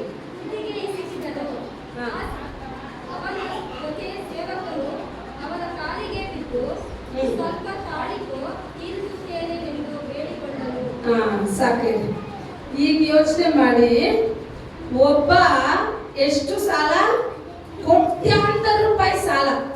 ಯಜಮಾನ ಏನ್ ಮಾಡ್ಬಿಟ್ರು, ಹೋಗ್ಲಿ ನಿನ್ ಕೋಟ್ಯಾಂತರ ರೂಪಾಯಿ ಸಾಲನ ಇವನ್ ಬೇಡ್ಕೊಂತಾನೆ. ಯಜಮಾನನ ಕಾಲಲ್ಲಿ ಬಿದ್ದು ಅವ್ನ್ ಬೇಡ್ಕೊಳ್ಳೋವಾಗ ಕೋಟ್ಯಾಂತರ ರೂಪಾಯಿ ಸಾಲನ ಯಜಮಾನ, ಎಷ್ಟು ಕನಿಕರ ಉಳ್ಳ ಯಜಮಾನ, ಕ್ಷಮಿಸ್ಬಿಟ್ರು. ಆದ್ರೆ ಇವನ ಹತ್ರ ಒಬ್ಬ ಸಾಲ ಪಡೆದಿರ್ತಾನೆ ಬರೀ 100 ಬೆಳ್ಳಿ ಕಾಸು. ಇವಾಗ ಅವನು ಹೇಳ್ತಾನೆ, ಇವನ್ ಜೊತೆ ಒಂದೇ ಸ್ಥಳದಲ್ಲಿ ಕೆಲಸ ಮಾಡೋರು, ಅವನ ಜೊತೆ ಕೆಲಸ ಮಾಡೋ ಸೇವಕ ಅಂತ ಹೇಳ್ತಾ ಇದ್ದ. ಇವಾಗ ಅವನ್ ಏನ್ ಹೇಳ್ತಾನೆ, ಸ್ವಾಮಿ ನನ್ನಲ್ಲಿ ಸ್ವಲ್ಪ ತಾಳಿ ನಿಮ್ ಸಾಲ ಹೆಂಗೋ ತೀರಿಸ್ತೀನಿ ಅಂತ ಹೇಳಿದ ತಕ್ಷಣ ಕೋಟ್ಯಾಂತರ ರೂಪಾಯಿ ಕ್ಷಮೆನ ಪಡ್ಕೊಂಡು ಆಚೆ ಬಂದಿದ್ದಾನೆ. ಆ ಯಜಮಾನ ಅವನ್ಗೆ ಕನಿಕರ ತೋರಿಸಿದ್ದನ್ನ ಮರ್ತು ಬಿಟ್ಟು ಈ ತನ್ನ ಜೊತೆ ಕೆಲಸ ಮಾಡಿದ ಆ ಸೇವಕನ ಕತ್ತನ್ನ ಇಸ್ಕಿ ಅವನ ಕಾಲರನ್ನ ಹಿಡಿದು ನಾನು ದುಡ್ಡು ಕೊಡೋವರೆಗೂ ನಿನ್ನನ್ನು ಬಿಡೋದಿಲ್ಲ ಅಂತೇಳಿ ಎಷ್ಟು ಕಠಿಣವಾಗಿ ಅವನ ಬಳಿಯಲ್ಲಿ ಅವ್ನು ನಡ್ಕೊಂತಾನೆ. ನಡ್ಕೊಳ್ಳೋದು ಮಾತ್ರ ಅಲ್ಲ, ನನ್ ಕಣ ಕೊಟ್ಟು ತೀರ್ಸೋವರೆಗೂ ಕಾಲಿಗೆ ಬೀಳ್ತಾನೆ ಅವನು ಸ್ವತಃ ಏನ್ ಮಾಡ್ತಾನೆ, ಸ್ವಾಮಿ ನನ್ನ ಕ್ಷಮಿಸು ಅಂತ ಹೇಳಿ ಅವನ ಕಾಲಿಗೆ ಬಿದ್ರು ಅವನು ಕ್ಷಮಿಸೋ ಹೃದಯ ಇಲ್ಲ. ಅವನನ್ನು ಹಿಡಿದು ಏನ್ ಮಾಡ್ಬಿಡ್ತಾನೆ, ಸೆರೆಮನೆಗೆ ಹಾಕ್ಬಿಡ್ತಾನೆ. ಈಗ ಇದನ್ನೆಲ್ಲ ಯಾರು ನೋಡ್ತಾ ಇದ್ದಾರಂದ್ರೆ, ಈ ರಾಜರ ಹತ್ರ ಕೆಲಸ ಮಾಡ್ತಾರಲ್ಲ ಅದ್ರಲ್ಲಿ ಒಂದು ಸೇವಕ ನೋಡ್ಬಿಟ್ಟು ಹೋಗಿ ಆ ಯಜಮಾನನ ಹತ್ರ ಹೇಳ್ತಾರೆ, ಯಜಮಾನ್ನೇ ಎಷ್ಟು ಕೋಟ್ಯಾಂತರ ರೂಪಾಯಿನ ನೀನ್ ಆ ಕೆಲಸಗಾರನಿಗೆ ಕ್ಷಮಿಸ್ಬಿಟ್ಟೆ, ಆದ್ರೆ ಅವ್ನಿಗೆ ಏನ್ ಹೃದಯ ಇಲ್ಲ, ತನ್ನ ಜೊತೆ ಕೆಲಸ ಮಾಡೋ ಆ ಕೆಲಸಗಾರನಿಗೆ 100 ಬೆಳ್ಳಿ ಕಾಸು ಕ್ಷಮಿಸೋಕೆ ಏನಿಲ್ಲ, ಆತನಿಗೆ ಹೃದಯ ಇಲ್ಲ ಅಂತ ಹೇಳಿದ ತಕ್ಷಣನೇ ಯಜಮಾನನಿಗೆ ಸಿಟ್ಟು ಬಂತು. ನೋಡಿ ಆ ಯಜಮಾನ ಏನ್ ಮಾಡ್ತಾನೆ, ಅವನು ಹಿಡ್ಕೊಂಡ್ಬ ಏನೋ ಇವಾಗ ಕೋಟ್ಯಾಂತರ ರೂಪಾಯಿ ಕ್ಷಮಿಸಿದ್ರಲ್ಲ, ಆ ಯಜಮಾನ ಮತ್ತೆ ಹೇಳ್ತಾರೆ, ಇವ್ನು ಕೋಟ್ಯಾಂತರ ರೂಪಾಯಿನೂ ಕೊಡ್ಬೇಕು, ಬಡ್ಡಿ ಕೊಡ್ಬೇಕು, ಅದನ್ನೆಲ್ಲ ಸೇರಿಸಿ ಕೊಡೋವರೆಗೂ ಇವನ್ನ ಗತ್ತಲೆನಲ್ಲಿ ತಳ್ಳು ಅಂತ ಹೇಳ್ತಾರೆ. ಅದ್ ನೋಡಿ, ನಿಮಗೆ ಈ ಪರಲೋಕ ತಂದೆ ಈ ಸಾಮ್ಯದಲ್ಲಿ ದೇವರು ನಮ್ಗೆ ಏನ್ ಹೇಳ್ಕೊಡ್ತಾ ಇದ್ದಾರೆ, ನಾವೇ ನೀತಿವಂತರಲ್ಲ. ನಾನು ಇನ್ನೊಬ್ಬನ ಹೇಳ್ತೀನಿ ಅಂದ್ರೆ ನಾನ್ ನೀತಿವಂತ ಅಲ್ಲ, ಆದ್ರೆ ನನ್ನ ನೀತಿವಂತನಾಗಿ ಮಾಡಿದ್ದು ಪರಲೋಕ ತಂದೆ. ಎಷ್ಟೋ ದೊಡ್ಡ ಪಾಪಗಳನ್ನ ನನ್ನಲ್ಲಿ ಕ್ಷಮಿಸಿದ ದೇವರು, ಅದೇ ಪಾಪಗಳನ್ನ ನಾನು ಇನ್ನೊಬ್ರಲ್ಲಿ ನೋಡುವಾಗ ನಾನು ಅವ್ರ ಮೇಲೆ ಕೋಪ ಬೀಳೋದಲ್ಲ, ನಾನು ಅವ್ರಿಗೆ ಕ್ಷಮಾಪಣೆ ಕೊಡ್ಬೇಕು, ನಾನು ಅವ್ರನ್ನ ಮನ್ನಿಸ್ಬೇಕು, ಅವ್ರ ಕೊರತೆಗಳನ್ನ ನಾನು ಹೇಳ್ತಾ ಇರಬಾರ್ದು. ಯಾವಾಗ ನಮ್ಗೆ ಆ ಕ್ಷಮಿಸೋ ಗುಣ ಬರುತ್ತೋ, ಯಾವಾಗ ನಾವು ಇನ್ನೊಬ್ಬರನ್ನ ಕ್ಷಮಿಸ್ತೀವೋ, ಆಗ ನಮ್ಮ ಪರಲೋಕ ತಂದೆ ನಮಗೂ ಕ್ಷಮಿಸ್ತಾರೆ. ಅಲ್ಲಿ ಖಂಡಿತವಾಗಿ ಹೇಳ್ಬಿಟ್ರಲ್ಲ, ನೀವು ಇನ್ನೊಬ್ಬರ ತಪ್ಪುಗಳನ್ನ ಕ್ಷಮಿಸಿದ್ರೆ, ಮತ್ತಾಯದಲ್ಲಿ ಹೇಳ್ತಾರಲ್ಲ 6ನೇ ಅಧಿಕಾರದಲ್ಲಿ, ಇನ್ನೊಬ್ಬರ ತಪ್ಪುಗಳನ್ನ ನೀವು ಅವ್ರಿಗೆ ಕ್ಷಮಿಸಿದ್ರೆ ಪರಲೋಕ ತಂದೆ ನಿಮಗ್ ಕ್ಷಮಿಸ್ತಾರೆ. ನೀವು ಅವ್ರಿಗೆ ಕ್ಷಮಿಸೋದಿಲ್ವಾ, ನಿಮ್ಮನ್ನು ಏನ್ ಮಾಡೋದಿಲ್ಲ, ನಾನು ಕ್ಷಮಿಸೋದಿಲ್ಲ. ಎಷ್ಟು ದೊಡ್ಡ ಕಾರ್ಯಗಳನ್ನೆಲ್ಲ ಯೇಸು ಸ್ವಾಮಿ ಈ ಸತ್ಯವೇದದಲ್ಲಿ ಬರ್ದಿಕ್ಕಿದ್ದಾರೆ ಗೊತ್ತಾ. ಕ್ಷಮಿಸೋ ಗುಣ ತುಂಬಾ ದೊಡ್ಡದು, ಆದ್ರೆ ಕ್ಷಮಿಸೋಕೆ ಕ್ರೈಸ್ತರಿಗೆ ಏನ್ ಬರ್ತಾ ಇಲ್ಲ. ಕ್ರೈಸ್ತರಲ್ಲೇ ಇದು ಕೋಪ, ಕ್ರೈಸ್ತರಲ್ಲೇ ಹಾಗೆ ಹೆಂಗಿದೆ ಅಂದ್ರೆ, ಸತ್ರು ನಾನು ಅವನ ಹತ್ರ ಮಾತಾಡೋದಿಲ್ಲ, ಸತ್ರೆ ನೀನ್ ಪರಲೋಕಕ್ಕೆ ಹೋಗೋದಿಲ್ಲ, ಸತ್ರು ನೀನ್ ಮಾತಾಡೋದಿಲ್ಲ ಅಂದ್ರೆ ನೀವ್ ಹೇಳಿ ಸತ್ರು ನೀನ್ ಪರಲೋಕಕ್ಕೆ ಹೋಗೋದಿಲ್ಲ. ಯಾಕೆಂದ್ರೆ ಹಾಗೆ ನನ್ನಲ್ಲಿತ್ತು ಅಂದ್ರೆ ನನ್ ಪರಲೋಕದ ಮನೆಗೆ ಹೋಗಕ್ಕಾಗತ್ತಾ? ನಾನು ದೊಡ್ಡ ಕಾಣಿಕೆ ಅಂತಂದು ನನ್ನ ದೇವರ ಆಲಯದಲ್ಲಿ ಹಾಕ್ಬಿಟ್ಟೆ ಅಂತ ಹೇಳಿ ದೇವರು ನನ್ನ ಕಾಣಿಕೆನ ಮೆಚ್ಚಿಬಿಡ್ತಾರೆ ಅಂತ ತಿಳ್ಕೊಬೇಡಿ. ನಾನು ದೊಡ್ಡ ಕಾರ್ಯನ, ನಾನೇ ದೊಡ್ಡ ಕಾರ್ಯನ ಸೇವೆನಲ್ಲಿ ಮಾಡ್ಬಿಟ್ರು ದೇವರಿಗೆ ನಾನು ವಿಧೇಯ ಆಗಿಲ್ಲ, ದೇವರ ಶಬ್ದಕ್ಕೆ ನಾನು ಕಿವಿ ಕೊಟ್ಟಿಲ್ಲ ಅಂದ್ರೆ ನನ್ನ ಸೇವೆ ಎಲ್ಲ ವ್ಯರ್ಥ, ಸೊನ್ನೆ. ಯಾವಾಗ ನಾನು ದೇವರಿಗೆ ನಾನು ವಿಧೇಯನಾಗಿ ಇನ್ನೊಬ್ಬರನ್ನ ಕ್ಷಮಿಸೋ ಗುಣ, ಇನ್ನೊಬ್ಬರನ್ನ ಮನ್ನಿಸೋ ಗುಣ, ಇನ್ನೊಬ್ಬರನ್ನ ಪ್ರೀತಿಸೋ ಗುಣ, ಸ್ವಂತ ಕುಟುಂಬವನ್ನೇ ಪ್ರೀತಿಸೋಕ್ ಆಗ್ತಾ ಇಲ್ಲ, ಇಂದು ಸ್ವಂತ ಮಕ್ಕಳನ್ನ ಪ್ರೀತಿಸೋಕ್ ಆಗ್ತಾ ಇಲ್ಲ. ತಂದೆ ತಾಯಿಗಳಿಗೆ 2 ಮಕ್ಕಳಿದ್ರೆ ಒಬ್ಬರ ಮಕ್ಕಳನ್ನ ಒಂಥರ, ಇನ್ನೊಂದು ಮಕ್ಕಳನ್ನ ಒಂಥರ, ಒಂದು ಮಕ್ಕಳಲ್ಲಿ ಪ್ರೀತಿ, ಇನ್ನೊಂದು ಮಕ್ಕಳಲ್ಲಿ ಕೋಪ, ಒಂದು ಮಕ್ಕಳಲ್ಲಿ ಅವ್ರಿಗೆ ಶ್ರೇಷ್ಠ ಶ್ರೇಷ್ಠವಾದ್ದು ಇವ್ರಿಗೆ ಅವ್ರಿಗೆ 1000 ರೂಪಾಯಿ ಬಟ್ಟೆ ಅಂದ್ರೆ ಇವ್ರಿಗೆ 200 ರೂಪಾಯಿ ಬಟ್ಟೆ. ಕರೆಕ್ಟಾ? ಇಲ್ಲ, ಆ ತರ ನಾವು ತೋರಿಸ್ಲೇಬಾರ್ದು. ಯೇಸು ಸ್ವಾಮಿ ಪ್ರೀತಿ ಸಾವುಕಾರಗೊಂದ್ಸರ, ಬಡವರಿಗೊಂಥರ ಪ್ರೀತಿ, ಮನುಷ್ಯನ ಪ್ರೀತಿ. ಯೇಸು ಸ್ವಾಮಿ ಪ್ರೀತಿ ಎಲ್ಲರಿಗೂ ಹುದುವಾದ್ದು. ಅವ್ನು ದೊಡ್ಡವನಾಗಿರ್ಲಿ ಚಿಕ್ಕವನಾಗಿರ್ಲಿ, ಎಷ್ಟೇ ಗಣ್ಯ ವ್ಯಕ್ತಿಯಾಗಿದ್ರು ಯೇಸು ಸ್ವಾಮಿ ಎಲ್ಲರನ್ನ ಪ್ರೀತಿಸೋದು ಒಂದೇ ರೀತಿ ಪ್ರೀತಿ. ಯಾಕಂದ್ರೆ ಆತನ ಪ್ರೀತಿಯಲ್ಲಿ ಯಾವತ್ತೂ ಕೊರತೆ ಇಲ್ಲ. ಆಗ ಕ್ಷಮಿಸೋ ಗುಣ ನನ್ನಲ್ಲಿ ಇಲ್ಲ ಅಂತ ಹೇಳಿದ್ರೆ ನಾನು ಕ್ರೈಸ್ತರು ಅನ್ಸ್ಕೊಳ್ಳೋಕೆ ಯೋಗ್ಯತೆನೇ ಇಲ್ಲ. ಧೈರ್ಯವಾಗಿ ಹೇಳಿ, ಯೋಗ್ಯತೆನೇ ಇಲ್ಲ. ನಿಜ ಅದು. ಕ್ರೈಸ್ತರಲ್ಲಿ ಮೊದಲು ಬರ್ಬೇಕಾದ ಸ್ವಭಾವ ಯಾವುದು ಅಂತ ಹೇಳಿದ್ರೆ ಮನ್ನಿಸೋ ಗುಣ. ಇನ್ನು ಅನೇಕ ಪಾಸ್ಟ್ಗಳಿಗೆ ವಿಶ್ವಾಸಿಗಳನ್ನ ಮನ್ನಿಸೋಕ್ ಬರ್ತಾ ಇಲ್ಲ. ವಿಶ್ವಾಸಿಗಳಿಗೆ ಪಾಸ್ಟ್ನ ಮನ್ನಿಸೋ ಗುಣ ಇಲ್ಲ. ಪಾಸ್ಟ್ ಬಗ್ಗೆನೇ ಹೇಳೋದು. ಪಾಸ್ಟ್ ವಿಶ್ವಾಸಿಗಳು, ನಾನು ಅನೇಕ ಸಾರಿ ಹೇಳಿದ್ದೀನಲ್ಲ, ಒಂದು ವ್ಯಕ್ತಿ ಹೇಳದ್ನಂತೆ ಸಭೆ ಮುಗಿದ ತಕ್ಷಣ, ಆ ವ್ಯಕ್ತಿ ಬಂದ್ಬಿಟ್ಟು ಆ ಮನುಷ್ಯನಲ್ಲಿ ಹೇಳಿದಂತೆ, ಪಾಸ್ಟ್ ಪ್ರಸಂಗದಲ್ಲಿ ನಿನ್ನನ್ನೇ ಇಟ್ಕೊಂಡು ಸಕ್ಕದಾಗಿ ಮಾತಾಡೋದ್ರಲ್ಲ ಅಂತ. ಈ ವ್ಯಕ್ತಿ ಹೇಳಿದಂತೆ, ಅದಕ್ಕೆ ನಾನು ಪಾಸ್ಟ್ನ ಪ್ರಾರ್ಥನೆನಲ್ಲೇ ಚುಚ್ಚಿಬಿಟ್ನಲ್ಲ. ಅವನು ಹೇಳಿದಂತೆ, ಪಾಸ್ಟ್ ಪ್ರಸಂಗದಲ್ಲಿ ನನ್ನನ್ನು ಚುಚ್ಚಿದ್ರು, ನಾನು ಪ್ರಾರ್ಥನೆನಲ್ಲಿ ಅವ್ರನ್ನ ಚುಚ್ಚಿಬಿಟ್ಟೆ. ಇವರಿಬ್ರು ಚುಚ್ಚಿಸ್ಕೊಳ್ಳೋಕೆ ಇರೋ 1000 ಜನಕ್ಕೂ ಒಂದೇ ಪ್ರಸಂಗ. ಕರೆಕ್ಟಾ? ಹಾಗೆ ಯಾರಿಗೆ? ಪಾಸ್ಟ್ಗೂ ಒಂದು ವಿಶ್ವಾಸಿಗೂ. ಇವರಿಬ್ರು ಜಗಳ ಮಾಡ್ಕೊಂಡು ಅವ್ರನ್ನ ಪಾಸ್ಟ್ನ ಹೆಂಗೆಲ್ಲ ಬೈಯೋದು ಗೊತ್ತಿಲ್ಲ. ಅಯ್ಯಪ್ಪ ಪ್ರಾರ್ಥನೆ ಮಾಡೋಕ್ ಸಮಯ ಸಿಕ್ಕಿದ ತಕ್ಷಣ ಏನೇನಿದೆಯೋ ಹೃದಯದಲ್ಲಿ ಎಲ್ಲಾನು ಬಿಚ್ಚಿಟ್ಬಿಟ್ಟ. ನಮ್ ಪಾಸ್ಟ್ ಹತ್ರ ಬರೋವಾಗ ಒಬ್ರು ಹಂಗೆ ಹೇಳಿದ್ರಂತೆ, ಪಾಸ್ಟರ್ ತುಂಬಾ ದಿವಸದಿಂದ ಆತ್ಮ ಸ್ವರೂಪ ಹೇಳ್ತಾ ಇದ್ದಾರೆ, ನಾನು ನಿಮಗೆ ಪ್ರೇಯರ್ ಮಾಡ್ಬೇಕು ಅಂತ. ಸರಿ ಹೋಗಿ ಪ್ರೇಯರ್ ಮಾಡೋದ್ರ. ಪ್ರೇಯರ್ ಮಾಡಿ ದೇವ್ರೆ, ಈ ಪಾಸ್ಟ್ ಹೃದಯ ನಮ್ಮ ಮುಟ್ಟಪ್ಪ, ನಾನು ಎಷ್ಟು ಕಷ್ಟ ಪಡ್ತಾ ಇದ್ದೀನಿ. ನಾ ಬಸ್ಗೂ ಕಾಸಿಲ್ಲದೆ ಅಲ್ಲಿಂದ ಇಲ್ಲಿವರೆಗೂ ಬಂದೆ. ನಾ ಹೋಗೋವಾಗ ಮತ್ತೆ ಬಸ್ಸಿಗೆ ಕಾಸು ಬೇಕು, ನನಗೆ ಮನೆಗೆ ಹೋದ್ರೆ ಊಟಕ್ಕಿಲ್ಲ. ಇದು ಪ್ರೇಯರ್ ಅಲ್ಲ. ಇದನ್ನೆಲ್ಲ ರಿಕ್ವೆಸ್ಟ್ನ ಪ್ರೇಯರ್ ಅನ್ನೋ ರೂಪದಲ್ಲಿ ಮನುಷ್ಯರ ಮುಂದೆ ಇಡ್ತಾ ಇದ್ದಾರೆ. ಅರ್ಥ ಆಗುತ್ತಾ ನಿಮ್ಗೆ? ಯಾವತ್ತಿಗೂ ಅಷ್ಟೇ ಈ ಸ್ಥಳ ಎಂತದ್ದು ಅಂತ ಹೇಳಿದ್ರೆ, ಒಂದು ವ್ಯಕ್ತಿ ಕಷ್ಟದಿಂದ ಕಣ್ಣೀರಿಂದ ಬಂದ್ರೆ ಆತನನ್ನ ರೂಪಾಂತರ ಮಾಡ್ಬಿಡ್ಬೇಕು. ದೇವರ ವಾಕ್ಯ ಜೀವವುಳ್ಳ ವಾಕ್ಯ. ನಾನು ಇವತ್ತು ಓದೆ ಆಲಯದಲ್ಲಿ ಆ ವಾಕ್ಯ ನನ್ನನ್ನು ಮುಟ್ಟಿತು, ಇವತ್ತು ನಾನು ಓದೆ ಆ ವಾಕ್ಯ ನನ್ನನ್ನು ಸಂತೈಸ್ತು.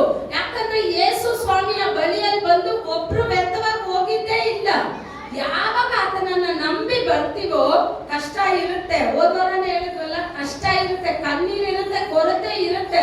ಆದ್ರೆ ಅದರ ಮಧ್ಯದಲ್ಲಿ ದೇವರು ನಿಮ್ ಜೊತೆನಲ್ಲೇ ಇದ್ದಾರೆ ಅಂತ ನೀವು ತಿಳ್ಕೋಬೇಕು. ಕೆಲವರು ತಿಳ್ಕೊಂತಾರ ಕಷ್ಟ ಮಾತ್ರ ಇದೆ, ದೇವ್ರು ನನ್ನ ಜೊತೆ ಇಲ್ಲ ಅಂತ. ಕಷ್ಟ ಇದೆ ಅಂದ್ರೆ ಕಷ್ಟದ ಮಧ್ಯದಲ್ಲೂ ದೇವ್ರು ನಿಮ್ ಜೊತೆನಲ್ಲೇ ಇದ್ದಾರೆ. ಒಂದು ಹುಡುಗಿ ಯಾವಾಗ್ಲೂ ಅಷ್ಟೇ ಆರಾಧನೆ ಮಾಡ್ಕೊಂಡೆ ಸಮುದ್ರದ ತೀರದಲ್ಲಿ ವಾಕಿಂಗ್ ಮಾಡುತ್ತಂತೆ. ಅದು ವಾಕ್ ಮಾಡುವಾಗ ಹಿಂದೆ ತಿರುಗಿ ನೋಡಿದ್ರೆ ಯಾವಾಗ್ಲೂ ಇವಾಗ ಒಂದು ವ್ಯಕ್ತಿ ನಡೆದ್ರೆ 2 ಕಾಲ್ದು ಗುರ್ತು ತಾನೇ ಬರ್ಬೇಕು. ಈ 2 ಕಾಲ್ ಗುರ್ತಿಗೆ ಹಿಂದೆ 2 ಕಾಲ್ ಇನ್ನೂ 2 ಎಕ್ಸ್ಟ್ರಾ ಬರುತ್ತಂತೆ, 4 ಬರುತ್ತೆ. ಆಗ ಇವಳು ಏನ್ ತಿಳ್ಕೊತಾಳೆ, ಯೇಸು ಸ್ವಾಮಿ ನನ್ನ ಜೊತೆನಲ್ಲೇ ಇದ್ದಾರೆ.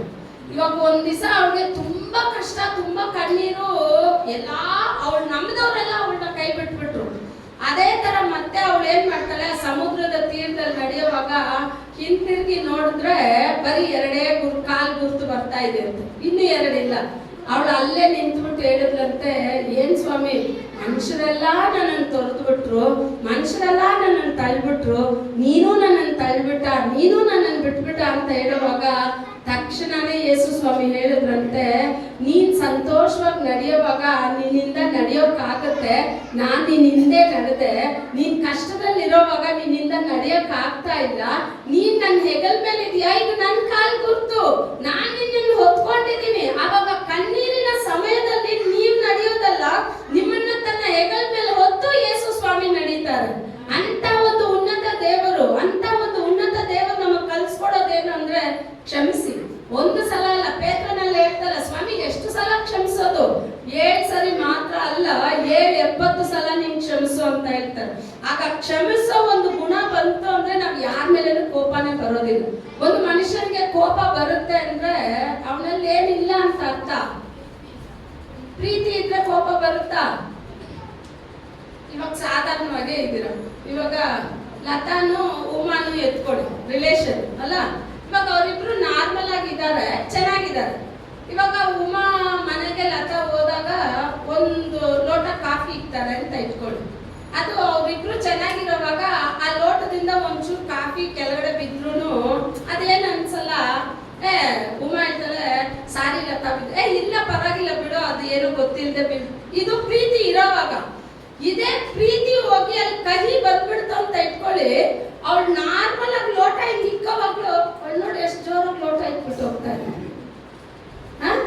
ಕಾಫಿ ಹೆಂಗ್ ಚೆಲ್ಬಿಟ್ಟು ಹೋಗ್ತಾ ಇದ್ದಾಳೆ ನೋಡು. ಅವಳು ನನ್ನ ನೋಡಿ ಮುಖ ಹೆಂಗ್ ತಿರ್ಸ್ಕೊಂತ. ಯಾಕೆ ಅಂದ್ರೆ ಅದು ಅವರಲ್ಲ, ನಮ್ಮ ನೋಟದಲ್ಲಿ ಇದೆ. ಯಾಕಂದ್ರೆ ನನ್ನ ಹೃದಯದಲ್ಲಿ ಇವಾಗ ಕಹಿ ತುಂಬಿದೆ. ಕಹಿ ತುಂಬಿರುವಾಗ ನಾವು ಅವ್ರು ಏನೇ ಮಾಡಿದ್ರು ಅದು ಕಹಿ ತರನೇ ಇರುತ್ತೆ. ಆದ್ರೆ ಅವ್ರು ಏನೇ ಕಹಿ ಮಾಡಿದ್ರು ನನ್ನಲ್ಲಿ ಪ್ರೀತಿ ಇತ್ತು ಅಂದ್ರೆ ಏನೇ ಮಾಡಿದ್ರು ಅದನ್ನ ಪ್ರೀತಿಯಿಂದ ತಗೊಂಡು ಹೋಗ್ತಾನೆ ಇರ್ತೀವಿ. ನಮ್ಮನ್ನೆಲ್ಲ ಉಗಿದ್ರು ಹಿಂಗ್ ಒರ್ಸ್ಕೊಂಡು ನಾವು ಹೋಗ್ತಾ ಇರ್ಬೇಕು. ಯಾಕೆ ನಾನು ಉಗ್ದೆ ಅಂತ ಕೇಳಬಾರ್ದು. ಇವಾಗ ನೀವು ನಮ್ಮನ್ನ ಬೈದ್ರು ಆಯ್ತು ಪ್ರೈಸ್ ಲಾರ್ಡ್ ಸಿಸ್ಟರ್ ಅಂತ ನಾವು ಹೋಗ್ಬೇಕು. ಯಾಕಂದ್ರೆ ನಮ್ಗೆ ಕಲ್ಸ್ಕೊಟ್ಟಿರೋ ಪಾಠ ದೇವ್ರು ಅದೇನೆ. ಯಾಕಂದ್ರೆ ನಿಮ್ಮನ್ನ ಯಾರ ಕಡೆ ನಾವು ತಿರುಗಿಸ್ಬೇಕು ಅಂದ್ರೆ ಪರಲೋಕ ತಂದೆ ಕಡೆ ತಿರುಗಿಸ್ಬೇಕು. ಆತನ ಪ್ರೀತಿಗೆ ತಿರುಗಿಸ್ಬೇಕು. ಆತನ ಪ್ರೀತಿಯಲ್ಲಿ ನೀವು ತಿರುಗಿದ್ರೆ ಮಾತ್ರನೇ ನಿಮ್ಮಿಂದ ಬಲಗೊಳ್ಳೋಕೆ ಸಾಧ್ಯ. ಯೇಸು ಕ್ರಿಸ್ತನ ಪ್ರೀತಿ ಇಲ್ಲ ಅಂತ ಹೇಳಿದ್ರೆ ನಾವ್ ಏನ್ ಮಾಡೋಕ್ ಸಾಧ್ಯ ಇಲ್ಲ. ಅದನ್ನ ರುಚಿ ನೋಡೋಕೆ ಸಾಧ್ಯ ಇಲ್ಲ. ಯಾವಾಗ ನೀವು ಇನ್ನೊಬ್ಬರ ತಪ್ಪನ್ನ ಕ್ಷಮಿಸ್ತಿರೋ, ಯಾವಾಗ ಇನ್ನೊಬ್ರಿಗೆ ನೀವು ಕ್ಷಮೆ ಕೊಡ್ತಿರೋ, ಆ ಖಂಡಿತ ನಿಮ್ಮ ತಪ್ಪನ್ನ ದೇವ್ರು ಏನ್ ಮಾಡ್ತಾರೆ. ನಾವ್ ಇನ್ನೊಬ್ಬರ ತಪ್ಪನ್ನ ನೋಡೋಕ್ ಮುಂಚೆ ನಮ್ಮನ್ನ ನಾವೇ ನೋಡ್ಕೋಬೇಕು. ಅಯ್ಯೋ ನಾನು ಇದೇ ಪಾಪದಲ್ಲಿ ತಾನೆ. ಈಗ ನಾವೇನ್ ಮಾಡ್ತೀವಿ, ಕಲ್ಲು ಮರ ಸುತ್ತೋರ್ನೆಲ್ಲರೂ ಕಂಡ್ರೆ ನಮ್ಗೇನಾಗುತ್ತೆ? ಯಾಕೆ ಕೋಪ ಬರುತ್ತೆ? ಏನ್ ಹೇಳ್ತೀವಿ ನಾವು? ನೋಡು ಬುದ್ಧಿನೇ ಇದೆ, ಕಲ್ಲು ಮಣ್ಣು ಸುತ್ತ ಇರೋದು. ಇದೇ ಒಂದು 10 ವರ್ಷಕ್ಕೆ ಹಿಂದೆ ಯೋಚನೆ ಮಾಡಿ, ನೀವ್ ಎಲ್ಲಿದ್ರಿ? ಅಲ್ಲೇ ಸುತ್ತ ಇದ್ರಿ. ಈಗ ಕೋಪ ಪಡೋದಲ್ಲ, ಅವ್ರು ನೋಡಿದ ತಕ್ಷಣ ಹೇಳ್ಬೇಕು, ದೇವ್ರೆ ಇದೇ ಕಲ್ಲು ಮಣ್ಣನ್ನ ಸುತ್ತ ಇದ್ದ ನನ್ನನ್ನ ನಿನ್ನ ಆರಾಧನೆ ಮಾಡೋ ತರ ಮಾಡ್ದೆ, ಇಂದು ಸುತ್ತವ್ರನ್ನು ನೀನು ಆರಾಧನೆ ಮಾಡೋ ತರ ಮಾಡು, ಅವ್ರನ್ನ ನಿನ್ ಸಮ್ಮುಖ ಕರ್ಕೊಂಡ್ ಬಾ, ನಾನ್ ಪಡ್ಕೊಂಡ ಸಂತೋಷನ ಅವರು ಪಡ್ಕೊಳ್ಳಿ ಅಂತ ಬಯಸ್ಬೇಕು. ಆ ಗುಣಗಳನ್ನ ನಿಮ್ಮಲ್ಲಿ, ಆ ಯೇಸು ಕ್ರಿಸ್ತನ ಪ್ರೀತಿಯನ್ನ ಜನಗಳು ನೋಡ್ಬೇಕು. ಆ ಕ್ಷಮಿಸೋ ಗುಣನ ಜನಗಳು ನಿಮ್ಮಲ್ಲಿ ನೋಡ್ಬೇಕು.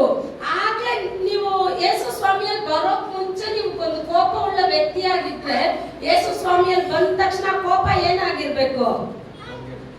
ಬದಲಾಗಿರ್ಬೇಕು. ನೀವು ಯೇಸು ಸ್ವಾಮಿಯಲ್ಲಿ ಬರೋಕ್ ಮುಂಚೆನೂ ಕೋಪ, ಯೇಸು ಸ್ವಾಮಿಯಲ್ಲಿ ಬಂದ ತಕ್ಷಣ ಇನ್ನೂ 2 ಪಟ್ಟು ಕೋಪ. ಅದೇನಕ್ಕಂದ್ರೆ ನಾನೇ ತುಂಬಾ ಪರಿಶುದ್ಧತೆ, ನನಗಿಂತ ಪರಿಶುದ್ಧತೆ ಯಾರು ಇಲ್ಲ. ಅವರೆಲ್ಲ ಅದು ಮಾಡ್ತಾರೆ ಇದು ಮಾಡ್ತಾರೆ, ನೀನು ಅದನ್ನೇ ಫಸ್ಟ್ ಮಾಡ್ತಾ ಇದ್ದೆ.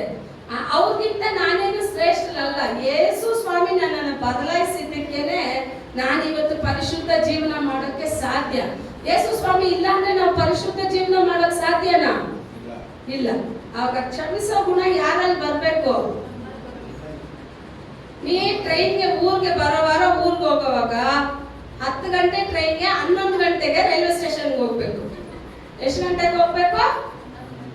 10 ಗಂಟೆ. 9:30 ಸರ್ವಿಸ್ಗೆ 10:45 ಎಂಟರ್ ಆಗ್ತೀರಾ ಒಳಗಡೆ. ದೇವರ ಹೃದಯನ ನೋಯಿಸ್ತಾ ಇದೀವಿ ನಾವು. ಪ್ರತಿ ಬಾರಿ ನಾನು ನಿಮ್ಗೆ ಹೇಳ್ಕೊಡ್ತೀನಿ, ಎಲ್ಲಿ ನಿಮ್ಮ ಆಶೀರ್ವಾದ ಅಂದ್ರೆ ಆಲಯದಲ್ಲೇ ಆಶೀರ್ವಾದ. ಆಲಯನ ಬಿಟ್ರೆ ನಿಮ್ಗೆ ಆಶೀರ್ವಾದ ಇಲ್ಲ. ದೇವರ ಸಮ್ಮುಖನ ಬಿಟ್ರೆ ಆಶೀರ್ವಾದ ಇಲ್ಲ. ದೇವರ ಸಮ್ಮುಖದಲ್ಲೇ ಆಶೀರ್ವಾದ. ಏನಕ್ಕೆ ದೇವರು ನಮ್ಮನ್ನು ಕರೀತಾರೆ ಹೇಳಿ? ಆಲಯದಲ್ಲಿ ನಾನು ನಿನ್ ಜೊತೆ ಮಾತಾಡ್ತೀನಿ, ಆಲಯದಲ್ಲಿ ನಾನು ನಿನ್ನನ್ನು ಪರಿಶುದ್ಧ ಪಡಿಸ್ತೀನಿ, ಆಲಯದಲ್ಲಿ ನಾನು ನಿನ್ನ ಸಮೃದ್ಧಿ ಪಡಿಸ್ತೀನಿ, ಆಲಯದಲ್ಲಿ ನಾನು ನಿನ್ನನ್ನ ಘನಪಡಿಸ್ತೀನಿ ಅಂತಾರೆ. ಘನಪಡಿಸೋ ದೇವರು. ಇದು ನಾವು ಯಾವ ಮೂಲೆನಲ್ಲಿ ಇದ್ವಿ ಯಾರಿಗೂ ಗೊತ್ತಿಲ್ಲ. ಇವತ್ತು ನಮ್ಗೆ ಇಷ್ಟೊಂದು ಘನತೆ ಇದೆ ಅಂದ್ರೆ ಈ ವಾಕ್ಯದಿಂದ ಮಾತ್ರನೇ. ಈ ವಾಕ್ಯ ನಮ್ಮಲ್ಲಿರೋದಕ್ಕೇನೆ ಘನತೆ. ನಮ್ಮನ್ನ ನೋಡಿ ನಾವೇನು SLC ಫೈಲ್ ಆದವ್ರನ್ನ ತಗೊಂಡು ನಿಲ್ಲಿಸ್ತಾರ? ನಿಲ್ಸಕ್ ಸಾಧ್ಯನಾ? ನಾನು ಎಷ್ಟು ಸಲ ಹೇಳಿದ್ದೀನಿ, ಒಂದು IT ಕಂಪನಿಗೆ ಹೋಗ್ಬಿಟ್ಟು ಒಂದು ಡಬಲ್ ಗ್ರಾಜುಯೇಟ್ ಪಕ್ಕದಲ್ಲಿ ನೀವು ನಿಂತಿದ್ರೆ, ನೀವು SLC ಫೈಲ್, ಅವ್ನು ಡಬಲ್ ಗ್ರಾಜುಯೇಟ್. ಡಬಲ್ ಗ್ರಾಜುಯೇಟ್ ನ ತಳ್ಳಿ SLC ಅವನ್ಗೆ ಶೀಟ್ ಕೊಡ್ತಾರ? ಯಾರು ಕೊಡ್ತಾರ? ಡಬಲ್ ಗ್ರಾಜುಯೇಟ್ಗೆ ಅವ್ರ ಲೋಕ ಅವ್ರ ಟ್ಯಾಲೆಂಟ್ ನ ನೋಡುತ್ತೆ. ಯೇಸು ಸ್ವಾಮಿ ಟ್ಯಾಲೆಂಟ್ ನ ನೋಡೋದಿಲ್ಲ, ನಾನು ಆತನಲ್ಲಿ ಎಷ್ಟು ಪ್ರೀತಿ ಮಾಡ್ತೀನಿ ಅನ್ನೋದನ್ನ ನೋಡ್ತಾರೆ, ಎಷ್ಟು ನಾನು ಕ್ಷಮಿಸ್ತೀನಿ ಅನ್ನೋದನ್ನ ನೋಡ್ತಾರೆ, ಎಷ್ಟು ನನ್ನನ್ನು ನಾನು ತಗ್ಗಿಸ್ತೀನಿ ಅನ್ನೋದನ್ನ ನೋಡ್ತಾರೆ. ಯಾವಾಗ ನೀವು ದೇವರ ಸಮ್ಮುಖದಲ್ಲಿ ನಿಮ್ಮನ್ನ ನೀವು ತಗ್ಗಿಸ್ತೀರೋ, ನಿಮ್ಮನ್ನ ನೀವು ಒಪ್ಪಿಸ್ಕೊಡ್ತೀರೋ, ಆಗ ದೇವರು ಕೊಡೋ ಆಶೀರ್ವಾದ ತುಂಬಾ ಉನ್ನತವಾಗಿರುತ್ತೆ. ಅದನ್ನೇ ಈ ಸಾಮ್ಯದಲ್ಲಿ ದೇವರು ಹೇಳುವಾಗ ಹೇಳ್ತಾರೆ, ನೀನು ಇನ್ನೊಬ್ಬರ ತಪ್ಪನ್ನ ನೀನು ಕ್ಷಮಿಸಿದ್ರೆ ನಾನು ನಿನ್ ತಪ್ಪನ್ನ ಕ್ಷಮಿಸ್ತೀನಿ. ನೀನ್ ಕ್ಷಮಿಸಿಲ್ವಾ, ಪರಲೋಕ ತಂದೆನೂ ನಿನಗೆ ಕ್ಷಮಿಸೋದಿಲ್ಲ. ಏನೋ ಕ್ಷಮೆ ಎಲ್ಲಿಂದ ಬರ್ಬೇಕು ಇವಾಗ? ಪರಲೋಕ ತಂದೆಯಿಂದ ಬರ್ಬೇಕು ಅಂದ್ರೆ ನಿಮಗೆ ಆ ಸ್ವಭಾವ ಇರ್ಬೇಕು, ಮನ್ನಿಸೋ ಸ್ವಭಾವ ಇರ್ಬೇಕು. ಇದ್ರಲ್ಲಿ ಎಷ್ಟು ಕಾರ್ಯ ಹೇಳ್ತಾರೆ. ಅದಕ್ಕೆ ನೆಕ್ಸ್ಟ್ ಹೇಳ್ತಾರೆ ನಮ್ಮ ಉಪವಾಸ ಯಾವ ರೀತಿ ಇರ್ಬೇಕು. ಹೋದ ವಾರ ಹೇಳ್ಕೊಟ್ವಲ್ಲ, ಉಪವಾಸ ಯಾವ ರೀತಿ ಇರುವಾಗ, ಉಪವಾಸ ಇರುವಾಗ ನಮ್ಮ ತಲೆಗೆ ಎಣ್ಣೆ ಹಚ್ಕೊಂಡು ನಾವು ಉಪವಾಸ ಇರೋದು ಯಾರಿಗೂ ಗೊತ್ತಾಗ್ಬಾರ್ದು. ಬರೋರ ಹತ್ರ ಅಲ್ಲ, ಇವತ್ತು ನಾನು ಉಪವಾಸ ಏನು ತಿನ್ನೋದಿಲ್ಲ. ಅವ್ರು ಹೇಳ್ತಾರ, ಅಯ್ಯೋ ನಾನು ನಿಮಗೆ ಬಿರಿಯಾನಿ ತಂದೆ, ಪರವಾಗಿಲ್ಲ ಇಟ್ಬಿಟ್ಟು ಹೋಗಿ ಅನ್ನೋದಲ್ಲ. ಅವ್ರು ಗೊತ್ತಾಗ್ಲೇಬಾರ್ದು ನೀವು ಉಪವಾಸದಲ್ಲಿ ಇರೋದು ಗೊತ್ತಾ. ಬಿರಿಯಾನಿ ಆದ್ರೆ ಇಟ್ಲಿ, ಏನಾದ್ರೆ ಇಟ್ಲಿ, ನನಗೂ ನನ್ನ ತಂದೆಗೂ ಒಡಂಬಡಿಕೆ ಇದೆ ಅಂದ್ರೆ ಅದ್ರ ಮುಂದೆ ಯಾವ್ದು ನಿಲ್ಲಕ್ ಸಾಧ್ಯ ಇಲ್ಲ. ಎಲ್ಲದಕ್ಕಿಂತ ಪ್ರಾಮುಖ್ಯವಾಗಿ ಉಪವಾಸದಲ್ಲಿ, ಉಪವಾಸ ಅಂತ ಹೇಳಿದ್ರೆ ಬರೀ ಹೊಟ್ಟೆಗೆ ಮಾತ್ರ ಏನು ಕೊಡದೆ ಹಾಕೋದಲ್ಲ, ನನ್ನ ದೇವರೊಂದಿಗೆ ನಾನು ಬೆರ್ತಿರ್ಬೇಕು. ಉಪವಾಸದಲ್ಲಿ ನನ್ನ ಕಾರ್ಯ ಕೆಲಸ ಎಲ್ಲ ಮಾಡ್ಕೊಂಡು ಆವತ್ ನಾನು ತಿಂದೆ, ನಾನು ಉಪವಾಸ ಅಂದ್ರೆ ದೇವ್ರು ನೋಡ್ತಾರೆ, ಇದೆಂತ ಉಪವಾಸಪ್ಪ. ಉಪವಾಸ ಮಾಡ್ಬಿಟ್ಟು ಆಫೀಸ್ಗೆ ಹೋಗೋದು, ಉಪವಾಸ ಮಾಡ್ಬಿಟ್ಟು ಕೆಲ್ಸಕ್ಕೆ ಹೋಗೋದು, ಎಲ್ಲ ನಿಮ್ ಕೆಲಸ ಮಾಡ್ತೀರಾ. ಉಪವಾಸ ಅಂದ್ರೆ ದೇವರೊಂದಿಗೆ ಅವತ್ತು ಸಂಬಂಧ ಬೆರೆಸಿರ್ಬೇಕು. ಇವತ್ತು ನಾನು ಉಪವಾಸ ತೆಗಿತೀನಿ, ಬೆಳಗ್ಗೆ ಎದ್ದು 7 ಗಂಟೆಗೆ ನಾನು ಕೆಲ್ಸಕ್ಕೆ ಹೋಗ್ತೀನಿ. ದೇವ್ರೆ ನಾನು ಉಪವಾಸದಲ್ಲಿ ಇವತ್ತು ಪೂರ್ತಿ ಎಲ್ಲಾ ಕೆಲಸದ ಮಧ್ಯದಲ್ಲೂ ನಿನ್ ಜೊತೆನೆ ನಾನು ಮಾತಾಡ್ಬೇಕು ಅಂದ್ರೆ ಮುಂಜಾನೆ 3 ಗಂಟೆಗೆಲ್ಲ ಎದ್ದು 2 ಗಂಟೆ ಕಾಲ ಉಪವಾಸ ದಿನಾನ ದೇವರ ಸಮ್ಮುಖದಲ್ಲಿ ಕಳಿಬೇಕು. ಕಳೆದ್ಬಿಟ್ಟು ನೀವು ಹೋಗಿ ಅವತ್ತು ಇಡೀ ದಿನ ಪೂರ್ತಿ ನೀವು ಎಷ್ಟೇ ಕೆಲಸ ಮಾಡಿದ್ರು ನಿಮ್ಗೆ ಆಯಾಸ ಆಗಲ್ಲ, ಸುಸ್ತಾಗಲ್ಲ, ನೀವು ಬಳಲಿನೂ ಹೋಗಲ್ಲ.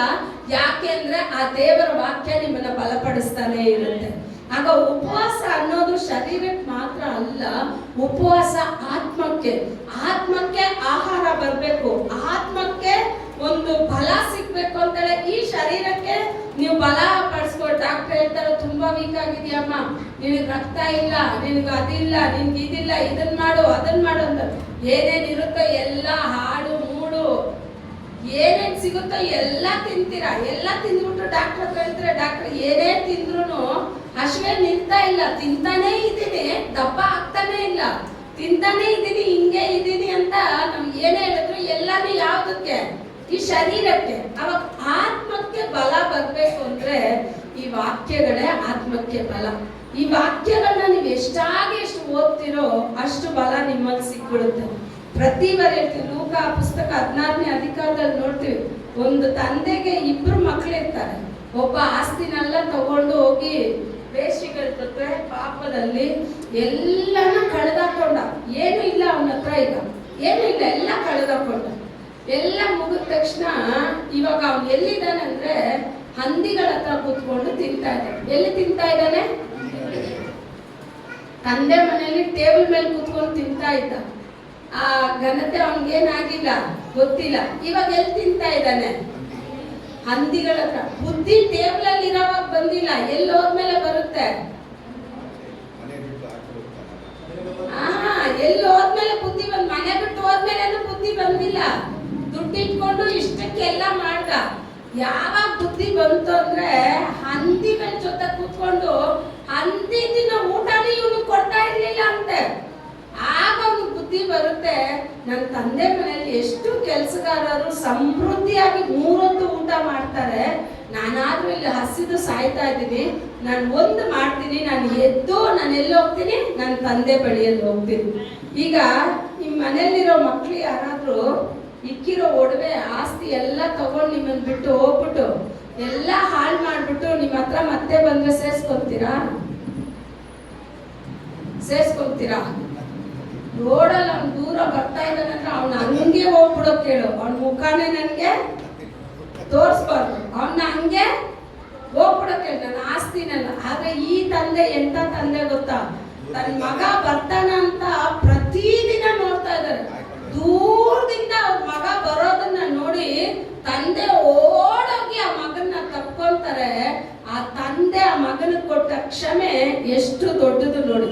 ಅವನಲ್ಲಿರೋ ವಾಸನೆನ ನೋಡಿಲ್ಲ, ಅವನಲ್ಲಿರೋ ದುರ್ವಾಸನೆನ ನೋಡಿಲ್ಲ, ಅವನಿರೋ ಸ್ಥಿತಿನ ನೋಡಿಲ್ಲ. ತಂದೆಗೆ ಏನು ಅಂದ್ರೆ, ನನ್ನ ಮಗನ ನಾನು ಕ್ಷಮಿಸಿದ್ದೀನಿ, ನನ್ನ ಮಗನಲ್ಲಿ ನಾನು ಪ್ರೀತಿ ಇಟ್ಟಿದ್ದೀನಿ. ಅವ್ನು ಏನೇ ತಪ್ಪು ಮಾಡಿದ್ರು ಇದುವರೆಗೂ ನಾವು ಮಾಡಿದ ತಪ್ಪುಗಳಿಗೆಲ್ಲ ಯೇಸು ಸ್ವಾಮಿ ನಮ್ಮನ್ನ ಹೊಡೆಯೋಕೆ ಸ್ಟಾರ್ಟ್ ಮಾಡಿದ್ರೆ ಇವತ್ತಿಗೆ ಯಾವತ್ತೋ ಸತ್ತು ನಮ್ಮ ಸಮಾಧಿನಲ್ಲಿ ದೊಡ್ಡ ಮರನೇ ಬೆಳೆದ್ಬಿಟ್ಟಿರುತ್ತೆ. ಕರೆಕ್ಟಾ? ಇದುವರೆಗೂ ದೇವರು ನಮ್ಮನ್ನ ಬಿಟ್ಟಿಕ್ಕಿದ್ದಾರೆ ಅಂತ ಹೇಳಿದ್ರೆ ಆತನು ನಮ್ಮ ಮೇಲಿಟ್ಟ ಪ್ರೀತಿ, ತಂದೆಯ ಪ್ರೀತಿ, ತಂದೆಯ ಕನಿಕರ, ಆತನ ಕೃಪೆ ಇವತ್ತು ನಾವು ಜೀವಂತವಾಗಿದ್ದೀವಿ. ಆಗ ನಮ್ಮ ಪ್ರಾರ್ಥನೆ ಇಲ್ಲಿ ಒಂದೊಂದು ಹೇಳುವಾಗ ನೀನ್ ಕಾಣಿಕೆ ಯಾವ ರೀತಿ ಕೊಡ್ಬೇಕು, ನೀನ್ ಪ್ರಾರ್ಥನೆ ಯಾವ ರೀತಿ ಇರ್ಬೇಕು, ನೀನ್ ಉಪವಾಸ ಯಾವ ರೀತಿ ಇರ್ಬೇಕು, ನೀನ್ ಇನ್ನೊಬ್ಬರನ್ನ ಹೆಂಗ್ ಕ್ಷಮಿಸ್ಬೇಕು, ನಿನ್ ಬೊಕ್ಕಸ ಎಲ್ಲಿರ್ಬೇಕು, ಏನೋ ನಿನ್ ಬೊಕ್ಕಸ ಎಲ್ಲಿರ್ಬೇಕು. ನಿನ್ ಬೊಕ್ಕಸ ಅದೇ ಹೋದವರನ್ನ ಹೇಳಿದ್ವಲ್ಲ, ನಿಮ್ ಬೊಕ್ಕಸ ಮಕ್ಕಳ ಮೇಲಿದ್ರೆ ಅಲ್ಲೇ ನಿಮ್ ಹೃದಯ ಇರುತ್ತೆ, ಗಂಡನ ಮೇಲಿದ್ರೆ ಅಲ್ಲೇ ಇರುತ್ತೆ, ಆಸ್ತಿ ಮೇಲಿದ್ರೆ ಅಲ್ಲೇ ಇರುತ್ತೆ. ನಮ್ ಬೊಕ್ಕಸ ಎಲ್ಲಿರ್ಬೇಕು ಅಂದ್ರೆ ಪರಲೋಕದ ತಂದೆ ಮೇಲೆ ಇರ್ಬೇಕು. ಅಪ್ಪ ನನಗೆ ಕ್ಷಮಾಪಣೆ ಕೊಟ್ಟೆ, ಈ ಕ್ಷಮಾಪಣೆ ಇಲ್ಲದೆ ಲೋಕದಲ್ಲಿ ಎಷ್ಟೋ ಜನ ಅಲೀತಾ ಇದ್ದಾರೆ, ಎಷ್ಟು ಯೌವನಸ್ಥರು ಒಂದ್ ದಿವಸಕ್ಕೆ ಸಾಯ್ತಾ ಇದ್ದಾರೆ, ಎಷ್ಟು ಜನ ನರಕಕ್ಕೆ ಹೋಗ್ತಾ ಇದ್ದಾರೆ. ಈ ಪರಲೋಕದ ಬೊಕ್ಕಸ ನಿಮ್ಮ ಹೃದಯದಲ್ಲಿ ಆ ತವಕ ಬಂದ್ಬಿಡ್ತು ಅಂತ ಹೇಳಿದ್ರೆ ಹಾಕಲ್ಲಿರೋ ತಂದೆ ಹತ್ರ ಮಾತಾಡ್ತಾ ಇರ್ತೀರಾ, ಅಪ್ಪ ಇವ್ರನ್ನ ರಕ್ಷಣೆ ಹೇಳ್ತಾನೆ, ಅಪ್ಪ ಇವ್ರಿಗೆ ರಕ್ಷಣೆ ಕೊಡಿ, ಇವ್ರನ್ನ ನಿಮ್ ರಾಜ್ಯದಲ್ಲಿ ಸೇರಿಸ್ಕೊಡಿ ಅಂತ ಹೇಳಿ ಆ ಹೃದಯ ಎಲ್ಲಿ ಇರುತ್ತೋ ಅದೇ ನಿಮ್ ಆಸೆಯಾಗಿರುತ್ತೆ. ನಿಮ್ಗೆ ಹೃದಯ ತುಂಬಾ ವಿಶಾಲವಾಗಿ ಸಂತೋಷವಾಗಿದೆ ಅಂದ್ರೆ ಸಂತೋಷ ಹಾಡು ಉಕ್ಕಿ ಬರುತ್ತೆ, ಸಂತೋಷ ಉಕ್ಕುತ್ತೆ, ಸಂತೋಷ ಉಕ್ಕುತ್ತೆ. ದುಃಖ ಬಂತು ಅಂತ ಹೇಳಿದ್ರೆ ಹೆಂಗ್ ಬರುತ್ತೆ ಹಾಡು? ನನ್ನ ಕಣ್ಣೀರು ಯಾರಿಗೆ ಗೊತ್ತು, ನನ್ನ ದುಃಖ ಯಾರಿಗೆ ಗೊತ್ತು. ಯಾಕೆ? ನೀವು ದುಃಖದಲ್ಲಿದ್ದೀರ. ಸಂತೋಷ ಇದ್ರೆ ಸಂತೋಷ ಉಕ್ಕುತ್ತೆ.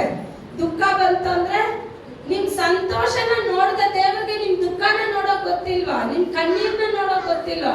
ಪ್ರತಿಯೊಂದನ್ನ ಯೇಸು ಸ್ವಾಮಿ ನೋಡ್ತಾನೆ ಇರ್ತಾರೆ. ಹೃದಯ ನಿಮ್ಮ ಬೊಕ್ಕಸ ಎಲ್ಲಿ ಸೇರ್ಸಿಕ್ಕಿ ಅಂದ್ರೆ ಪರಲೋಕದಲ್ಲಿ ಸೇರ್ಸಿಕ್ಕಿ.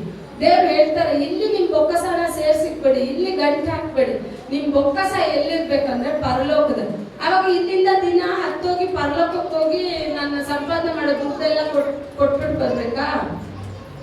ಬೊಕ್ಕಸ ಅಂದ್ರೆ ಏನ್ ಸೇರಿಸ್ತೀರಾ? ಏನ್ ಸೇರಿಸ್ತಾರೆ? ನಿಮ್ ಭೂಲೋಕದಲ್ಲಿ ನಿಮ್ ಬೊಕ್ಕಸ ಯಾವ್ದಪ್ಪ? ಏನೇನ್ ಸೇರಿಸ್ತೀರಾ? ಮನೆ ಸೇರಿಸ್ತೀರಾ, ಹೊಲ ಸೇರಿಸ್ತೀರಾ, 10 ತಿಂಗಳಿಗೆ ಬೇಕಾದ ಅಕ್ಕಿ ಕಾಳು ಬೇಳು ಅದು ಬೇಳೆ ಅದು ಇದು ಎಲ್ಲ ಸೇರಿಸ್ತೀರಾ. ಮಗು ಇನ್ನೂ ದೊಡ್ಡ ಹುಡುಗಿನೇ ಆಗಿಲ್ಲ, ಅಷ್ಟು ಬೇಗ ಅವ್ಳಿಗೊಂದು 10,000 ಒಡವೆ ಸೇರಿಸಿಕ್ತೀರಾ. ಇದೆಲ್ಲ ಏನು ಭೂಲೋಕದ ಬೊಕ್ಕಸ. ಪರಲೋಕದ ಬೊಕ್ಕಸ ಹೆಂಗ್ ಸೇರಿಸ್ತೀರಾ? ನೀವೇ ಹೇಳಿ, ಪರಲೋಕದ ಬೊಕ್ಕಸ ಹೆಂಗ್ ಸೇರಿಸ್ತೀರಾ? ಆತ್ಮದಲ್ಲ, ಆತ್ಮಗಳನ್ನ, ಅಳಿದೋಗ ಆತ್ಮಗಳಿಗೆ ನೀವೆಷ್ಟು ಕಣ್ಣೀರಿಟ್ಟು ಅಪ್ಪ ಇಷ್ಟು ಯೌವನಸ್ಥ ನಾಶ ಆಗ್ತಾ ಇದ್ದಾರೆ, ಅವ್ರನ್ನ ರಕ್ಷಣೆನಲ್ಲಿ ತನ್ನಿ. ಎಷ್ಟು ಕುಟುಂಬಗಳಿಂದ ಬೇರಾಗ್ತಾ ಇದೆ, ಅವ್ರನ್ನ ರಕ್ಷಣೆನಲ್ಲಿ ತನ್ನಿ. ಎಷ್ಟು ಹೆಣ್ಣು ಮಕ್ಕಳು ಹಾಳಾಗ್ತಾ ಇದ್ದಾರೆ, ಅವ್ರನ್ನ ರಕ್ಷಣೆನಲ್ಲಿ ತನ್ನಿ. ಇವ್ರಿಗೆಲ್ಲ ನಿಮ್ಮ ಸುವಿಶೇಷ ಹೋಗ್ಲಿ, ಎಲ್ಲೆಲ್ಲ ಆಲಯಗಳಿಲ್ವೋ ಅಲ್ಲೆಲ್ಲ ಆಲಯಗಳು ಉಂಟಾಗ್ಲಿ, ಎಲ್ಲೆಲ್ಲ ಪ್ರಾರ್ಥನೆ ಇಲ್ವೋ ಅಲ್ಲೆಲ್ಲ ಪ್ರಾರ್ಥನೆಗಳು ಉಂಟಾಗ್ಲಿ ಅಂತೇಳಿ ಪ್ರತಿ ಒಬ್ಬರಿಗಾಗಿ ನೀವು ಹೋಗಿ ಒಡಕಲ್ಲಿ ನಿಲ್ಲೋದೆ ನೀವು ಸೇರ್ಸಿಕೋ ಬೊಕ್ಕಸ. ಆ ಬೊಕ್ಕಸನ ದೇವ್ರ ಪರಲೋಕದಲ್ಲಿ ನೋಡ್ತಾನೆ ಇರ್ತಾರೆ. ನೀವು ಒಂದು ದಿವಸ ಈ ಭೂಲೋಕ ಯಾತ್ರೆನ ಮುಗಿಸಿ ಪರಲೋಕಕ್ಕೆ ಹೋಗುವಾಗ ನಿಮಗೆ ಅಂತ ಪ್ರತ್ಯೇಕವಾದ ಒಂದು ಕಿರೀಟನ ದೇವ್ರು ಇಟ್ಟಿರ್ತಾರೆ. ಆಗ ನಾವು ಸೇವೆ ಮಾಡೋದು, ಪ್ರಾರ್ಥನೆ ಮಾಡೋದು ಎಲ್ಲಾನು ದೇವರ ಚಿತ್ತದಂತೆ, ದೇವರ ಆಸೆಯಂತೆ, ದೇವರ ಇಷ್ಟದಂತೆ ಇರಬೇಕು. ಸೇವೆ ಮನುಷ್ಯನದಲ್ಲ, ಸೇವೆ ಪರಲೋಕದ ತಂದೆದು. ಆತನ ಪ್ರೀತಿಗೆ ಮೆಚ್ಚುಗೆಯಾಗಿ ಸೇವೆ ಮಾಡಿ, ಆತನ ಹೃದಯವನ್ನ ಸಂತೋಷ ಪಡಿಸೋ ಸೇವೆ ಮಾಡಿ. ದೇವರು ಖಂಡಿತ ನಿಮ್ ಪ್ರತಿಯೊಬ್ಬರನ್ನ ಆಶೀರ್ವಾದ ಮಾಡೇ ಮಾಡ್ತಾರೆ. ದೇವರ ತಾನೇ ಮುಂಜಾನೆಯಲ್ಲಿ ನಿಮ್ಮನ್ನ ಆಶೀರ್ವಾದ ಮಾಡಿ.